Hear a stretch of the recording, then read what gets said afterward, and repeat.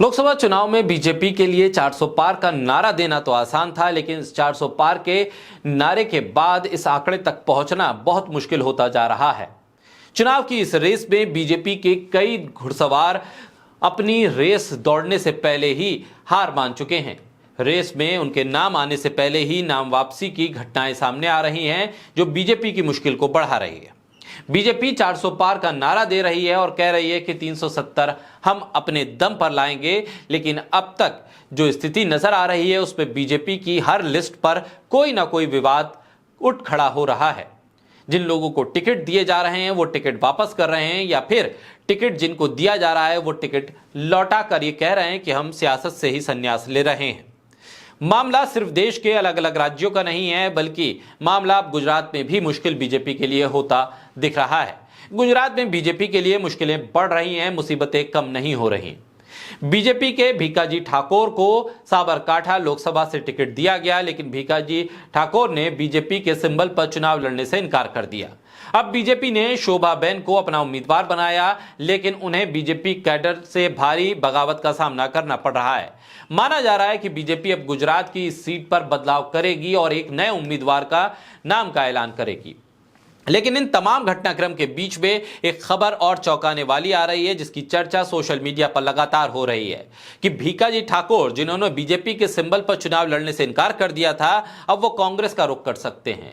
जो भीकाजी ठाकुर कांग्रेस के कमल के निशान पर सुनिश्चित नहीं थे कि वो जीत पाएंगे, वो कांग्रेस के हाथ के निशान पर चुनाव लड़ने के लिए तैयार हैं। ऐसे में गुजरात में एक बहुत बड़ा बदलाव देखने को मिल रहा है। चुनाव से पहले लगातार बीजेपी के उम्मीदवार बीजेपी का साथ छोड़ रहे हैं। गुजरात में उनका समर्थन कांग्रेस कर सकती है और बीजेपी के सबसे बुरे दिन इन स्थिति में देखने को मिल रहे हैं। अब तक गुजरात बहुत मजबूत गढ़ रहा है बीजेपी का, लगभग 60% के आसपास वोट बीजेपी को मिलते रहे हैं और यहां पर बीजेपी का टिकट मिलना इस राज्य में जीत का एक निशान माना जाता है। लेकिन ऐसे में बीजेपी के सिंबल को इनकार करके विपक्ष की पार्टी में शामिल होने का यह घटनाक्रम यह बताता है कि बीजेपी के लिए जमीनी हकीकत इस दौर में सबसे मुश्किल है।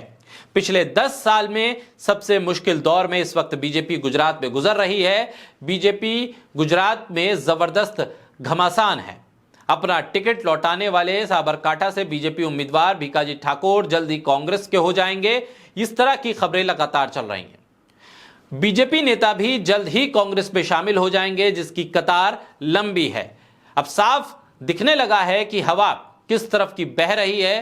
कांग्रेस आदिवासी नेता और विधायक तुषार चौधरी को उम्मीदवार घोषित करती है, उसके बाद साबरकांठा से भाजपा सांसद भीकाजी ठाकुर चुनाव लड़ने से इनकार कर देते हैं। कांग्रेस शक्तिशाली आदिवासी आवाज अनंत पटेल को उम्मीदवार घोषित करती है, तो उधर बलसाड से भाजपा उम्मीदवार ने भी चुनाव लड़ने से इनकार कर दिया। ऐसे में केंद्रीय स्वास्थ्य मंत्री पोरबंदर से बीजेपी के साथ साथ मनसुख मांडविया के भी चुनाव लड़ने से इनकार करने की उम्मीदें लोग सोशल मीडिया पर जताने लगे हैं। कांग्रेस के द्वारा विधायक गेनीबेन ठाकुर को मैदान में उतारने के बाद और बनासकांठा में उनके अभियान को देखते हुए भाजपा उम्मीदवार रेखाबेन चौधरी के चुनाव से हटने की भी उम्मीदें कांग्रेस समर्थक लगाए बैठे हैं और सोशल मीडिया पर इसको लेकर चर्चा चल रही है। अगर गुजरात में बीजेपी की स्थिति है जिसका आकलन हो रहा है, अनुमान लगाया जा रहा है, तो 2024 के लोकसभा चुनाव में राष्ट्रीय स्तर पर बीजेपी की कितनी खराब स्थिति होगी या कितनी मुश्किल स्थिति में बीजेपी होगी, इसका अंदाजा आप लगा सकते हैं। बहरहाल जो आकलन सोशल मीडिया पर लगाए जा रहे हैं कांग्रेस पे शामिल होने के बीजेपी के नेताओं के, वो कितने सटीक साबित होते हैं, कितने सही साबित होते हैं, ये तो आने वाले कुछ एक दिन में साफ हो जाएगा।